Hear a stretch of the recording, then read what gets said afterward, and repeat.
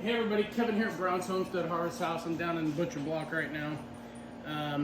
It's Friday, day after Thanksgiving. Hope everybody had a good one. I think I got the meat sweats or something yesterday, because holy smokes, about 6 o'clock I plummeted, and wow, I'm just now recovering. I didn't eat that much. Anyways, back to my point. I got an elk here, front leg of an elk. I took the shank off down to the hoof, right here on the knuckle bone here. This is the front shoulder. I'm going to show you two things on this real quick video. Just taking off the front meat off this front left shoulder, and then discretionary areas when you're cutting up meat, specifically wild game. Domestic's not as bad because I'm gonna say you just pop them in the head, and it usually, unless something happens, you don't have to worry about bullets going through other muscle mass down lower on the body. But when you're hunting wild game, depends on how good a shot, what happens, blah blah blah. There's so many variables on where the bullet hits. You know, it only hits where you're aiming. So, but you can get neck shots, which take the variable of ruining any of the shoulder meat, body meat, torso meat, and all that. But then there's lung shots, heart shots, gut shots, butt shots, Texas. Yeah. Anyways, so I'm gonna show you just real quick on just taking the meat off the front side of the shoulder blade, and then something else. So here we go. Like right here, this is the front shoulder blade. And if you can see that, that's that line. That's the bone on the blade side, on the outside of the leg, outside of the body. So this bone. So what I'm going to do is I'm going to cut down this side and remove this piece, this muscle, this little subprimal, and then I'll cut off this side and go from there. But I just kind of want to show you this real quick, and then I'll show you one other thing. So when you're doing these, and I'll tell you what, you get these videos that are out there, and yeah, everything's all clean and happy, and they show you stuff, and I'm not bashing them or nothing, but man, 9 times out of 10 there's gonna be hair, dirt. You wash them off, these guys could have brought them to you a week later and the hair's still on, the outside is leather.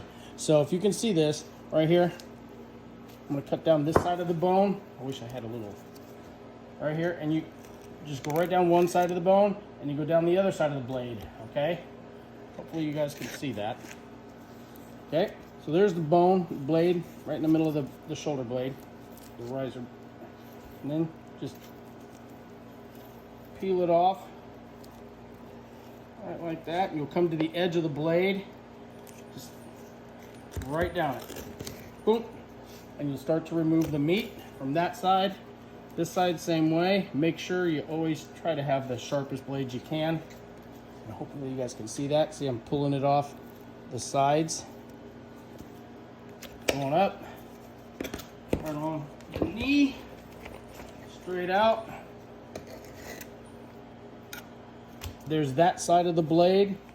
Then I'll come over to this side, just run it up the bone. Hopefully you guys can see that. Run up the bone, right around to my initial cut. Boom, through the tendon, around the knee. Some people don't like these sounds. I think they're cool. And voila, there's the meat off the front side of the blade.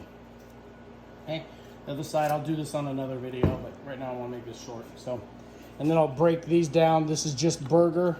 You can save some of these for some steaks or something if you want. This is a younger bull, but I'm going to show you another thing here. Right here is the bullet X entry wound. That hole right there, okay? So it goes in here, they expand out, they could shrapnel out, what depends on what they hit, and destroy anything in its path, including the heart, lung, everything on that where it's going out, the other right shoulder, and just destroy a ton of meat. So when I'm cutting, I'll cut this out Let's see if I can get some of this. And I'm always I always err on the side of caution here. If it's questionable to me, any of the meat, you don't put it in burger or anything like that. I just know that sometimes weight is the factor of sometimes how much you pay for stuff. When what I'll do is I'll keep edging this down, but see, as you go through this meat, it's just destroyed, and you can have bone fragments, bullet fragments, anything through that. So what I did, see, I cut that chunk out, but it's still carried over into this chunk. See, and you can see the bruising on that muscle, and I'll still keep trying to eliminate that and cut off this exterior stuff. See, so now you're down to, out of that chunk of meat, that piece, I can go through and see, but this is, yeah,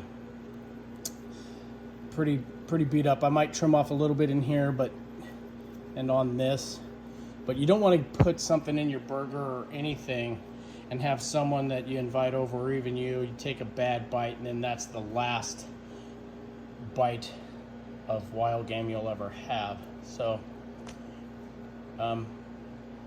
yeah, so when you're cutting up your meat or you take it to someone, and I do one person's meat animal at a time, man. My friends or family, we just do their animal and then move on to the next. We never mix anybody's animal with anybody else's, except for when we add our pork or beef to it. So one at a time, and that's how it goes. So when you're cleaning up meat, see, and there's hair on this stuff, and you know, people like aging it or whatever themselves, and then they finally bring it to me. It can be up to a week later, 2 weeks later, and the hair's on it and stuff, so we just have to deal with it. So anyways, front shoulder blade, taking off those. I'll clean those subprimals up, clean this up, and add it over here to the burger pile.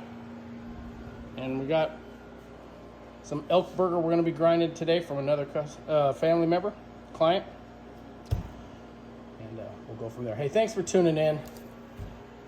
Have a great day. Go Lakeside.